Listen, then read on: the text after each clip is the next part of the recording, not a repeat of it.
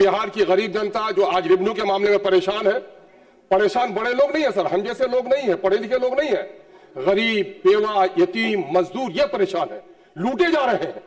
और पहले अगर भूमि सुधार करना है तो सबसे पहले सुधार करना पड़ेगा सर भूमि सुधार से जुड़े हुए कर्मियों को।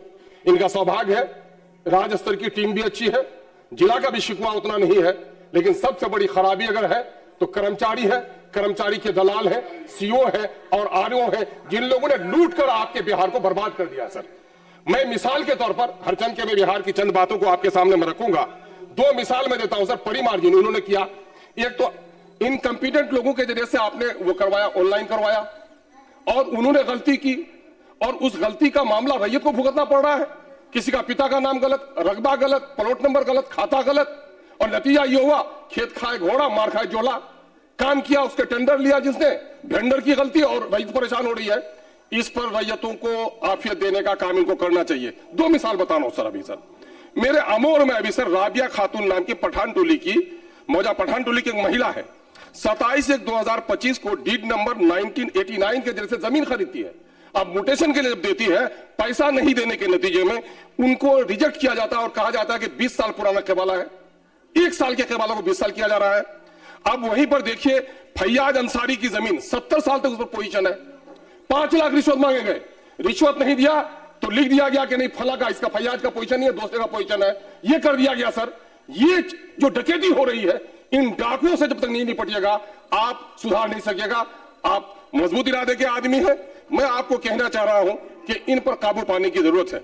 2-3 बातें कहूंगा। अकलियत के लोग गरीब हैं, नौकरी में हिस्सेदारी कम है, सर इस पर जरा रहम कीजिए। आप झंझारपुर में मिथिला हाट बना रहे हैं, अच्छा काम कर रहे हैं, रोजगार से जोड़िए।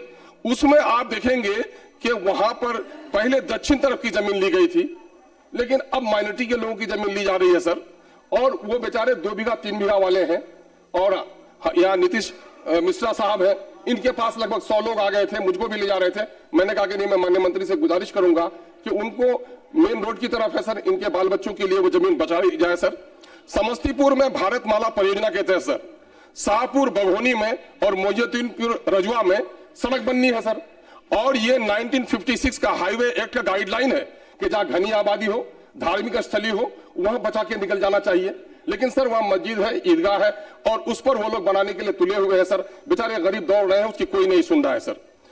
22 सिविल कोर्ट बनना है सर, हमारे वहां सिविल कोर्ट बनना है सर। लोग जमीन देना चाह रहे हैं, जमीन देने में कोई दिक्कत नहीं है, लेकिन वहां भू अधिग्रहण करते हुए कितनी बेईमानी हुई सर कि खाता नंबर 214 एक प्लॉट है, प्लॉट नंबर 386 उसी प्लॉट का जिसने पैसा दिया उसका वैल्यूएशन 1,45,000 कर दिया, और जिसने पैसा नहीं दिया उनका 6800 कर दिया। आप बताइए सर कि एक ही जमीन है और एक ही मौजा है, और ये किया गया sir. Sir 1 minute sir, Khan का मोजीबिया की जमीन पर कब्जा हो रहा है सर, और सोफी सर्किट बना रही है सरकार सर, और यहिया मुनीरी रहमतुल्लाह अलैह बड़े साधु है सर, उसकी जमीन पर कब्जा किया जा रहा है सर। एक बात सिर्फ सर कहूंगा सर कि खनन के मंत्री भी हैं, और माननीय मंत्री ने गरीबों की दर्द को समझा है कि निजी कार्य के लिए मिट्टी काटे पर कोई प्रतिबंध नहीं है।